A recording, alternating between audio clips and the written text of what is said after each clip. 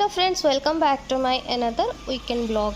सो friends, जैसे कि आप लोग को पता है कि मैं बैंगलोर से आके उड़ीसा पहुंच गई थी और उड़ीसा पहुंचने के बाद फर्स्ट वीकेंड में ही मैं चली गई थी पूरी धाम घूमने के लिए। बट मैं थोड़ा बिज़ी हो गई थी, दूसरा वीडियो सब आ रहा था तो मुझे टाइम नहीं मिल पा रहा था मैं इसको अपलोड करने के लिए। सो फ्रेंड्स, जैसे कि मैं आप लोग को ये एरिया दिखा रही हूँ, ये मेरा मॉर्निंग का व्यू है। ये है लाइट हाउस के पास वाले होटल में ही मैं रुकी थी और दूर से आप लोगों को दिख रहा होगा सी। मैं बहुत ही जल्दी उठ गई थी कि मैं मॉर्निंग का सनराइज़ देखूंगी, बट बहुत देर तक वेट की मगर सनराइज़ नहीं देख पाई। फिर से मैं जाके सो गई थी क्योंकि मैं बहुत टायर्ड हो गई थी। फिर उसके बाद उठ के नहा धो के रेडी होके हम लोग चले गए मंदिर घूमने के लिए। देखिए टुक्कू से मैं बात कर रही हूँ कि इसे क्या बोल रहा है। सी बीच नहीं, बताओ आप कहाँ जा रहे हो? जगन्नाथ टेम्पल जा रहे हैं। और सी बीच कब जाने वाले हो? बताओ कब जाओगे? 1 साल बाद। 1 साल बाद जाओगे तो अभी क्या करोगे? 1 मिनट बाद। मंदिर में तो 2-3 आवर्स लगेगा। हाफ एन आवर में तो जाने के लिए ही 1 घंटा लग जाएगा। कैसे करोगे? सो फ्रेंड्स, जहाँ पर हम लोग रुके थे होटल में, उधर से मंदिर थोड़ा डिस्टेंस में था तो हम लोग को बाई ऑटो नहीं तो इलेक्ट्रिक व्हीकल जैसे ऑटो ही जैसे ही आता है तो उसमें हम लोग चले गए थे मंदिर तक। और मंदिर से बहुत पहले ही उसने हम लोग को छोड़ दिया था, बोला कि आगे कुछ काम चल रहा है तो हम लोग को आगे लेके नहीं जा पाएगा। तो फिर हम लोग ऐसे ही पैदल से ही हम मंदिर तक हम लोग को जाना पड़ा था। फिर हम लोग मंदिर तक पहुंच गए थे और मंदिर जाने तक में आप जैसे अभी रिक्शा वगैरह देख रहे हो उसमें से भी आप लोग मंदिर तक जा सकते हो। फिर उसके बाद हम पैदल ही आगे आगे गए। फिर जाके देख रहे हैं कि इधर मंदिर के साइड में बहुत सारे कंस्ट्रक्शन चल रहे हैं। तो हम लोग को पूरा कम्प्लीटली जहाँ से हम लोग को छोड़े थे वो भैया, उधर से हम लोग को पूरा कम्प्लीटली पैदल ही जाना पड़ा था मंदिर के गेट के एंट्रेंस तक। और क्या होता है कि आपको बाहर से ही अपना शूज़ और आपका बेल्ट और जो भी लेदर का सामान है उसको बाहर ही रख के जाना पड़ता है, इंक्लूडिंग अपना मोबाइल। तो मैं आगे आगे वीडियो शूट नहीं कर पाई हूँ क्योंकि हम लोग एंट्री करने से पहले ही मोबाइल अपना शूज़ वगैरह सबमिट करके हम लोग अंदर चले गए थे। फिर बहुत ही धूप हो रहा था, मुश्किल हो रहा था, फिर भी हम दर्शन करके आ गए थे। फिर दर्शन करके आने के बाद घर में गए, थोड़ा रेस्ट लिए घर में मतलब होटल में। फिर रेस्ट लेने के बाद फिर चले गए खाने के लिए। बहुत तेज़ भूख लग रही थी, इतना भीड़ में और इतना धूप में हम लोग जाके दर्शन करके आए थे। फिर हम लोग इवनिंग हो गया था, हम लोग चले गए थे सी बीच में। तो फिर आगे के वीडियो के एंड तक बने रहिए और देखते रहिए कि हम लोग कहाँ कहाँ गए थे, कैसे क्या किए थे।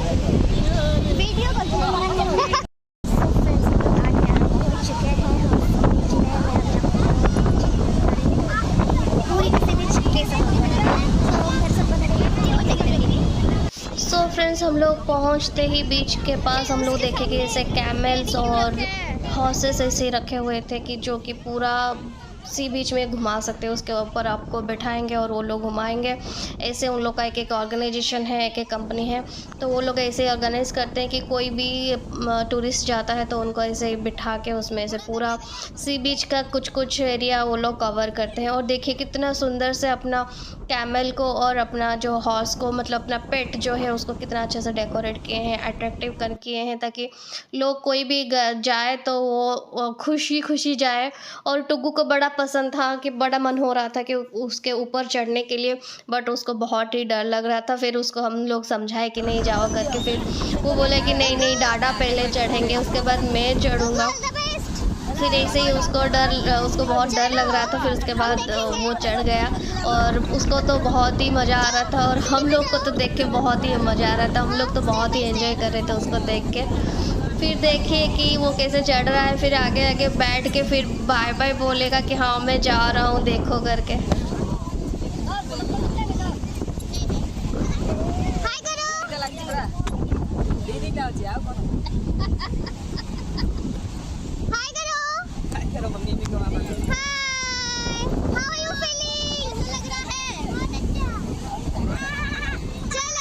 टुग्गू तो पूरा कैमल में बैठ के ऐसे घूम लिया और हम लोग नीचे से उसको देख के एंजॉय कर रहे थे और उसके साथ साथ पीछे दौड़ रहे थे कि देखने के लिए कि कहाँ तक और कितना सी बीच का एरिया कवर कर रहे हैं। फिर मैं और भाभी नीचे से ही टुगु का वीडियो ले रहे थे और आगे आगे जाने के बाद कुछ देर के बाद उधर उसको उतरवा दिए कि हाँ इतना तक ही उनका रेंज था।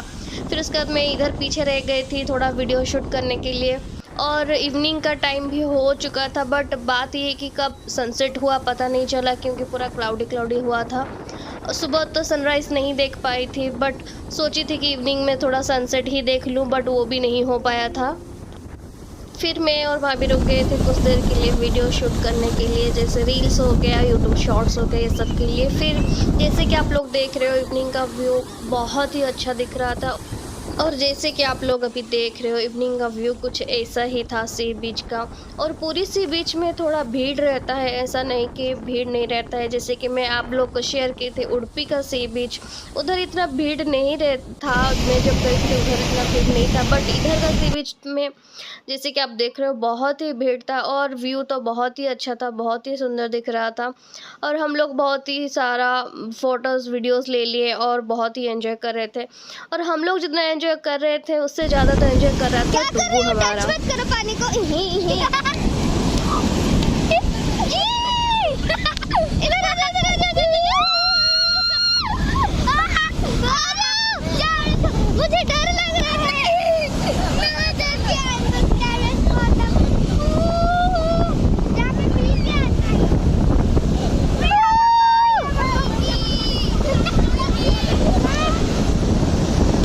आओ आओ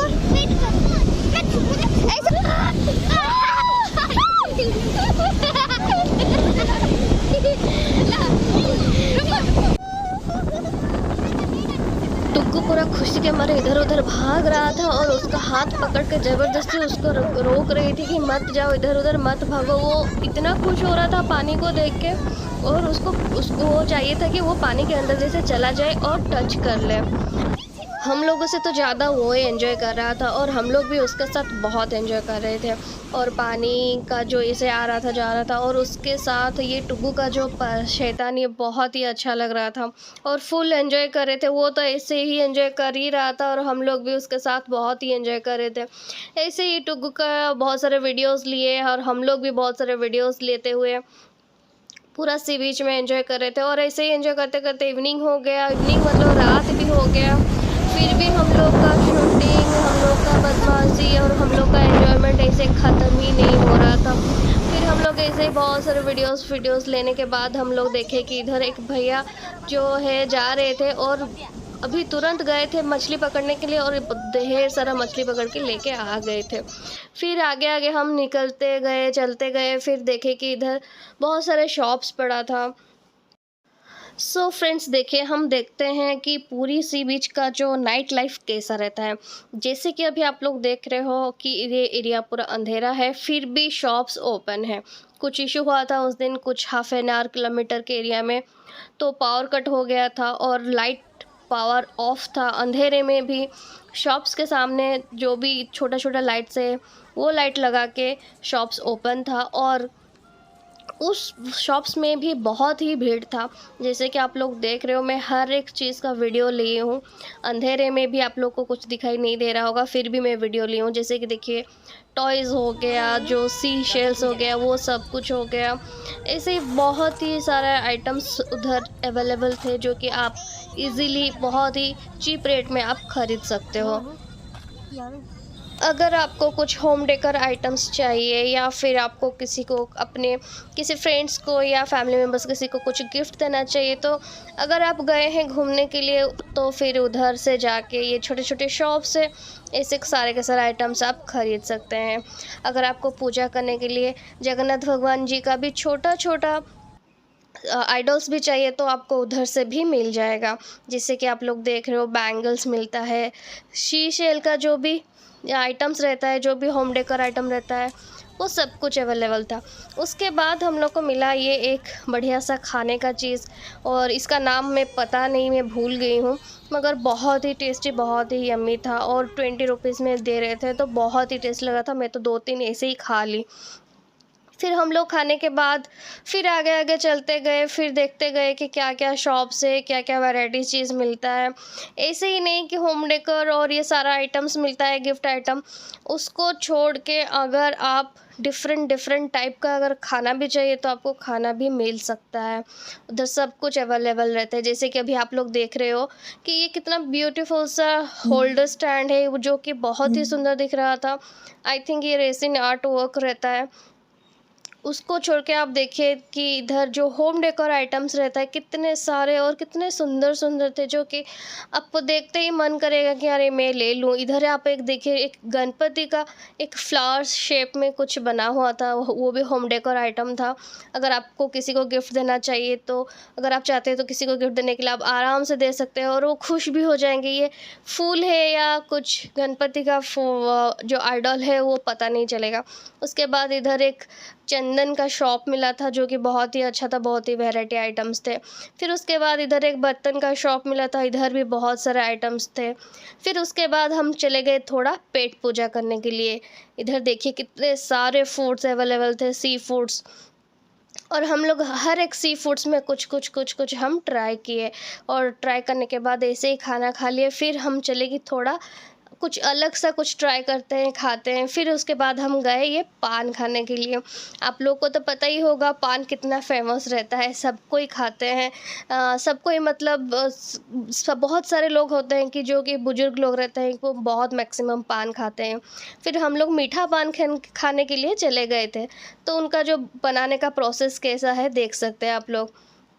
फिर हम लोग को पान दे दिए, हम लोग तो खा लिए, मगर ये था कि पान का टेस्ट बहुत ही ख़राब था। और मैं भाभी तो पहले खा ली, फिर उसके बाद मैं भी खा ली। फिर खाना खा वो जैसे ही मुंह के अंदर गया, टेस्ट इतना बेकार था कि हम लोग को उसको फेंकना पड़ा। फिर उसके बाद हम आगे आगे चलते गए और देखे कि हाँ सच्ची में अंधेरा ही था। फिर उसके बाद हम होटल चले गए। फिर होटल जाने के बाद अभी नेक्स्ट डे सुबह हो गया था और हम चल पड़े थे हमारे घर को। पुरी से भुवनेश्वर तक जाने के लिए अराउंड 56 या अराउंड 60 के अंदर किलोमीटर्स आता है। फिर ये साइड में बहुत अच्छा अच्छा व्यू सब देखते हुए, हम लोग एंजॉय करते हुए, फिर आगे आगे जाके हम भुवनेश्वर पहुंच भी गए थे अब तक। हम लोग का ये 2 डेज़ का ट्रिप था। हम लोग सैटरडे नाइट को ही निकल गए थे और रात में ही जाके पहुंच गए थे। फिर नेक्स्ट डे मॉर्निंग मतलब संडे का दिन भर का हम लोग का घूमने का प्लानिंग था, और संडे को सुबह ही हम लोग चले गए थे मंदिर और इवनिंग में हम सी बीच। ऐसे ही घूमते हुए हम आके भुवनेश्वर पहुंच गए और हमारा वीकेंड ऐसे ही स्पेंड हुआ था। और ये जो भुवनेश्वर सिटी है, क्या बताऊँ इस सिटी के बारे में। ये सिटी तो ड्रीम सिटी है लोगों का, और ये सिटी में क्या कुछ अवेलेबल नहीं है। मंदिर तो है ही, मंदिर को छोड़ के घूमने के लिए बहुत सारे प्लेसेस है। और ऐसा बोला जाता है कि भुवनेश्वर में 11th सेंचुरी का जो भी मंदिर था अभी भी उधर अवेलेबल है। अगर आप भी कभी पूरी धाम जा रहे हो घूमने के लिए, भुवनेश्वर में जो भी सारे मंदिर हैं ज़रूर घूमने के लिए जाना।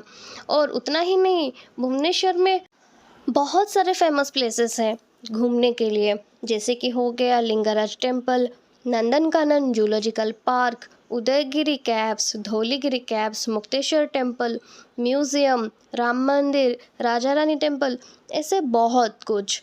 इतना तो मुझे याद भी नहीं है, नहीं मैं आज तक कभी सब कुछ घूम भी चुकी हूँ। तो फ्रेंड्स चलिए मिलती हूँ मैं आप लोगों के साथ और एक वीडियो में और एक ब्लॉग में। तब तक मेरे इस चैनल को सब्सक्राइब तो ज़रूर कर दीजिएगा, और लाइक शेयर सब्सक्राइब तो बनता ही है। Thank you so much for watching me, thanks a lot.